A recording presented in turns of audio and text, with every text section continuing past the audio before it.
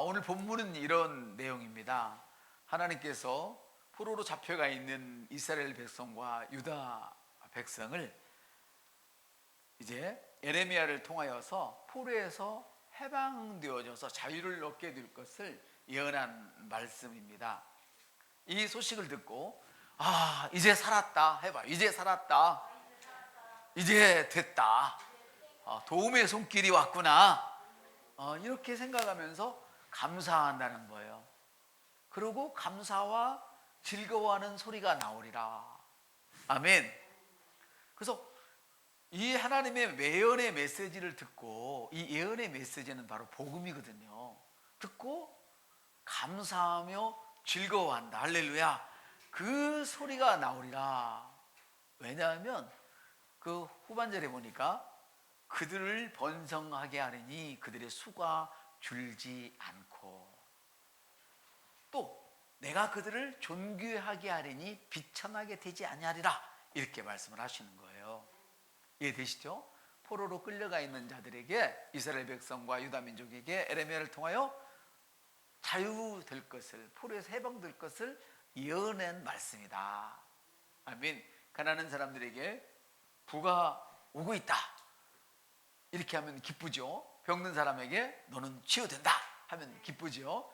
죄로 인해서 지옥으로 달려가는 사람들에게 너는 예수 믿고 구원 받는다. 아멘. 기쁜단 말이에요.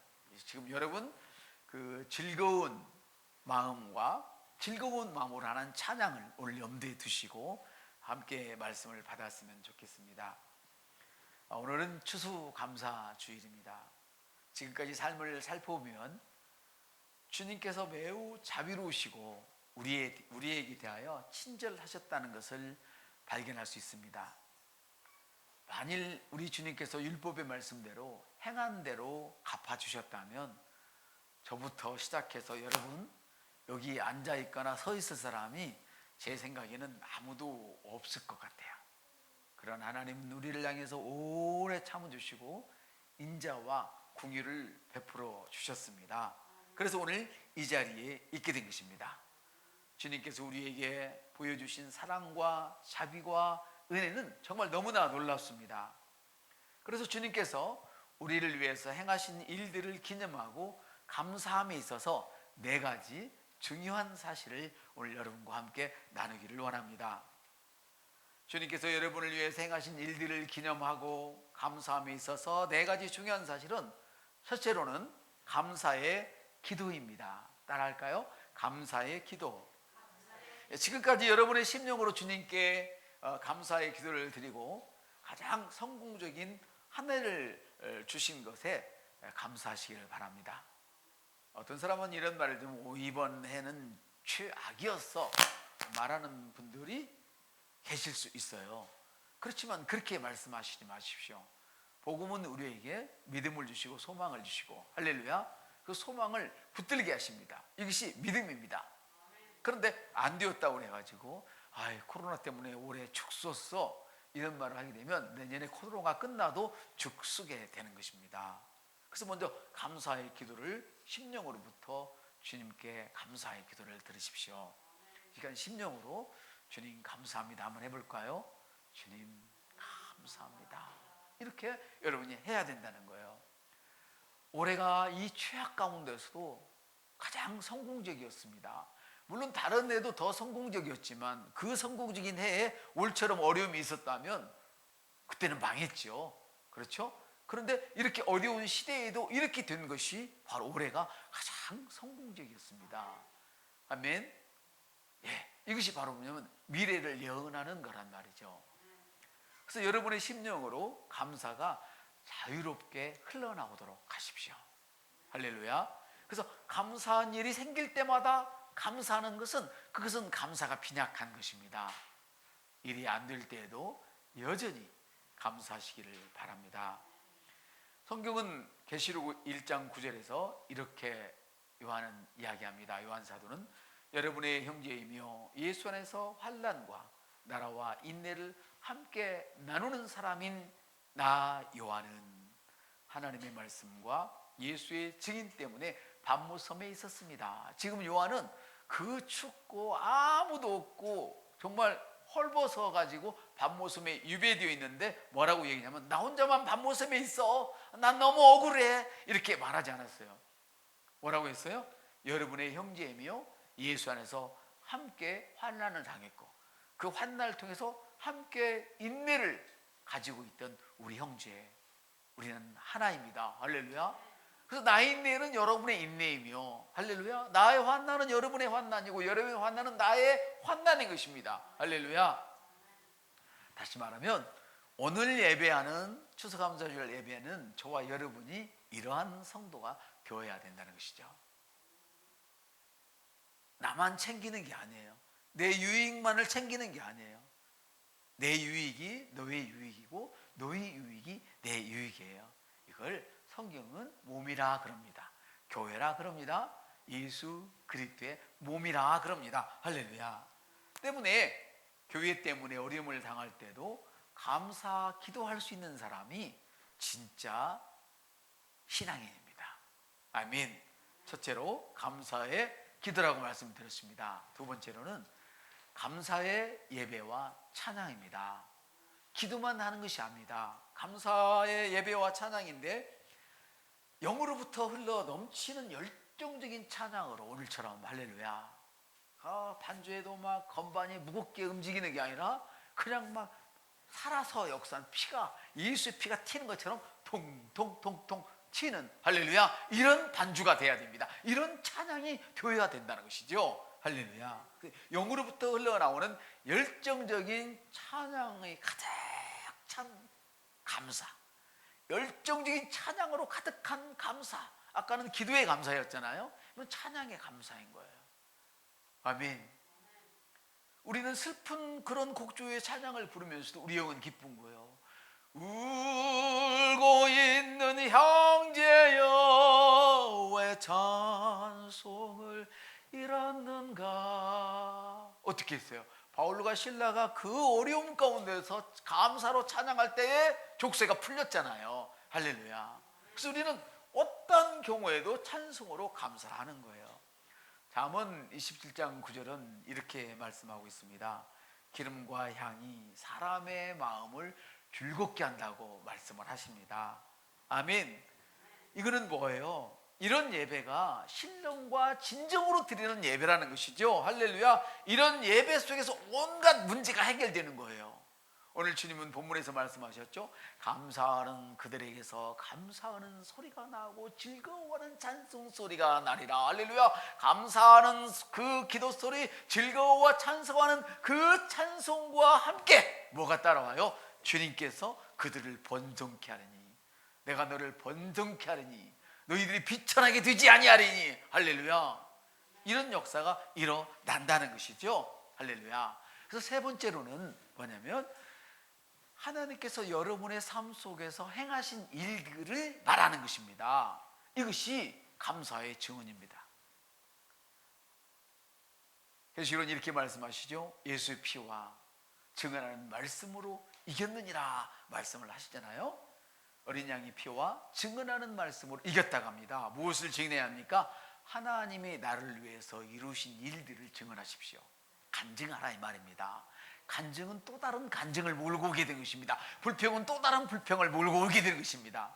실망은 또 다른 실망, 낙심은 또 다른 낙심을 물고 오지만 간증을 하기는 또 다른 간증, 소망의 간증, 축복의 간증, 할렐루야, 성공의 간증, 진보하는 간증을 몰고 오게 될 것입니다.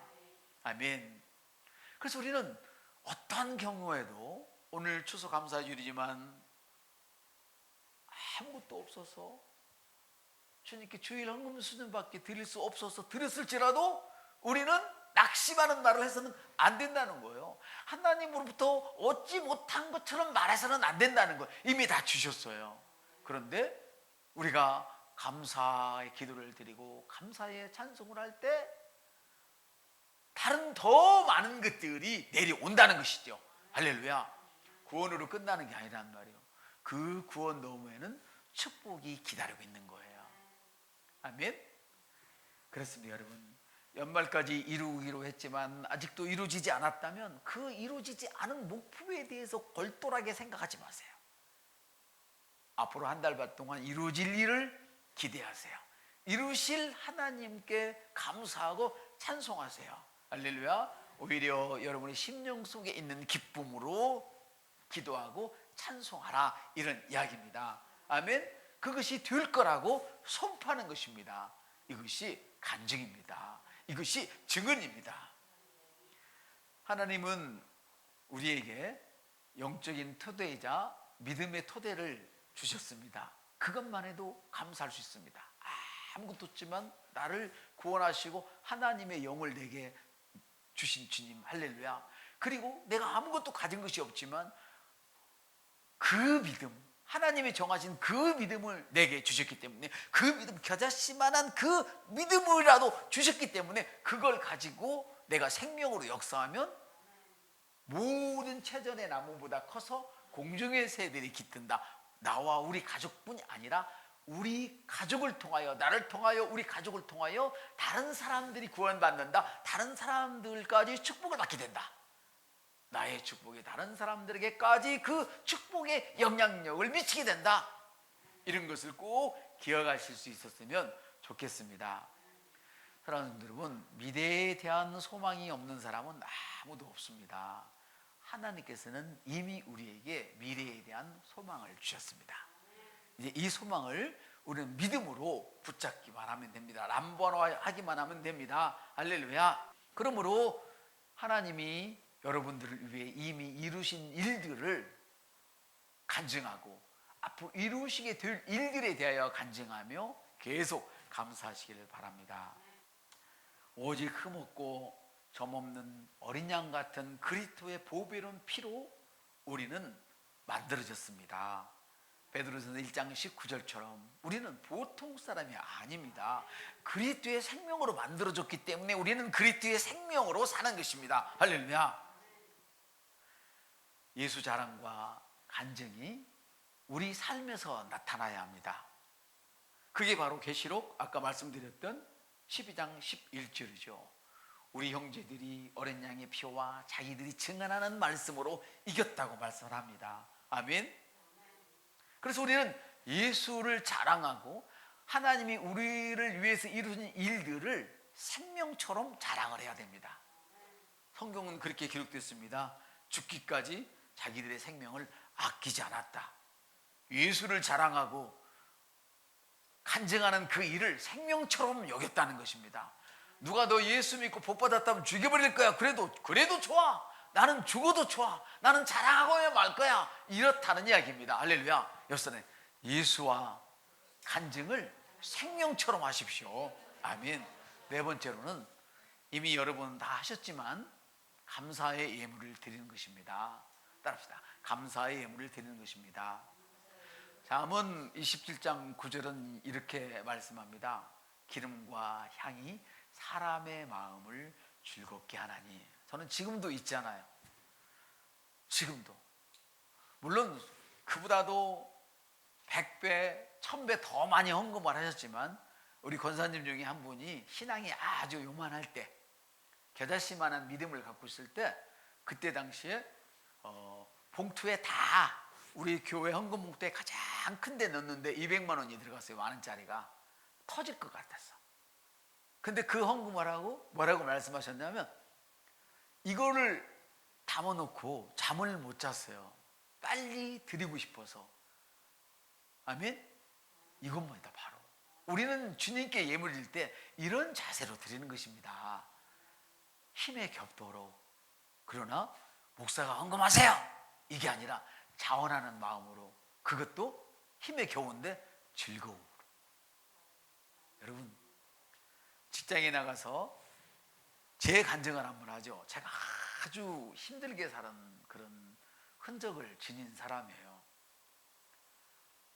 부모한테 물려받은 것도 없고, 물론 물려줄 것도 없지만 혼자 혈혈단신이라고 하나요? 서울에 와서 사는데 제가 어느 정도 일을 했냐면 링게를 맞아가면서 일을 할 때가 있었어요. 너무 힘이 들어서 한 달 내내 노동을 하는데 하루도, 그때 한 달이 아니죠.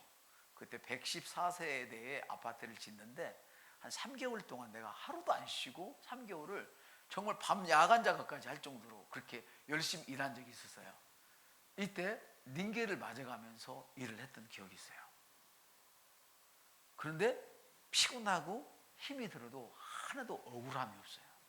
너무 좋은 거예요. 옆설 때 너무 기분이 좋은 거야. 왜 그래요? 사랑하는 가족이 있기 때문에 그런 거예요. 여러분, 옆설 때 우리는 가족입니다, 여러분. 그래서 어느 한 사람을 위해서 힘이 들어도 하나도 기분 나쁠 게 없어요. 힘에 겨워도 낙심할 일이 없어요. 이게 예수 사랑이라는 거예요. 아멘. 제가 항상 하죠. 지 식구만을 위해서 그렇게 한다면 무슨 자랑이 있어요. 그게 너 먹고 살라고 한 일이지. 제가 닌게를 맞아가면서 그 당시에 했던 거는 예수 때문에 한 거 아니거든요. 그 주님께 아무 쓸데기 없는 거예요. 그거는 짐승도 그 정도는 안단 말이에요. 이해가 되십니까? 짐승도 자기 새끼가 스스로 사냥하기 전에는 자기 목숨을 담보 잡아서 사냥을 해요. 이걸 가지고 잘했다 할 사람 하나 없어요. 당연하지. 옆 사람들 당연하지. 근데 이제 여러분은 하나님의 사람으로서 다른 사람들을 위해서 그렇게 하는 사람들이 다 되어졌으면 좋겠어요. 아멘. 하나님이 여러분을 축복하고 계십니다. 기름과 향이 사람의 마음을 즐겁게 하나니. 할렐루야. 헛된 예물이란, 성경에 헛된 예물이라는 나오는 것이요, 너는 내 마당만 밟을 거라 이렇게 하는데, 향기 없는 제물은 우리가 주님께 드리는 헛된 예물이에요. 제가 옛날에 이런 얘기를 자주 했잖아요. 여러분, 기쁨 없이 헌금을 하면 목사는 먹고 사는데 좋을지 몰라도, 재정부는 좋을지 몰라도 여러분과는, 하나님과는 아무 관계 없어요 그랬잖아요. 나는 좋을 수 있어, 우리 교회는 좋을 수 있지만 헛된 예물을 드리는 건 아무 관계가 없는 거거든요. 향기 없는 예물은 하나님과 관계가 없어요. 다시 말하면 헌신이 없는 예물이라는 거예요. 친구 밥 한 그릇 사줘도 어떻게 해요? 그거 그냥 사줘요? 사주고 나면 어떻게 해요? 그 사람이 나 어려울 때 다른 일 또 봐주잖아요. 그러죠? 근데 더군다나 하나님께 드리는데 밥 한 그릇 값을 드리면서 나는 많이 드렸다? 아니에요. 밥 한 그릇 값을 드리면서 즐거움을 얻었다? 그건 아니라는 거예요. 이게 헛된 예물이라는 거예요.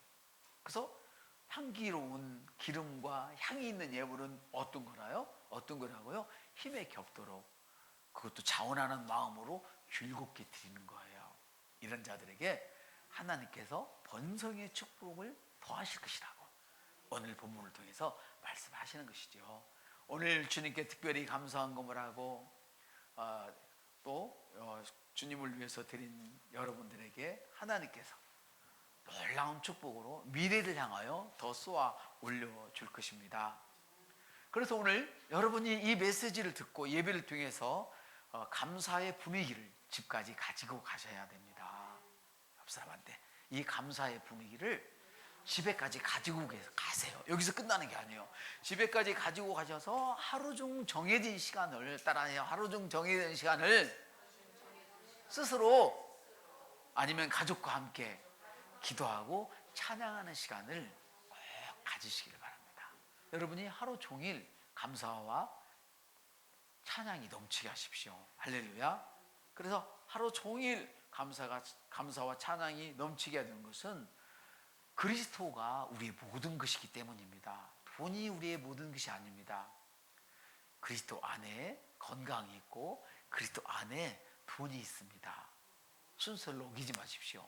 그렇다고 해서 여러분 예수만 찾고 건강도 필요 없어, 돈도 필요 없어, 그러면 예수는 있지만 가난뱅이 되는 것입니다. 약골이 되는 것입니다. 먼저 예수를 받으십시오. 심령 가득하게 말입니다.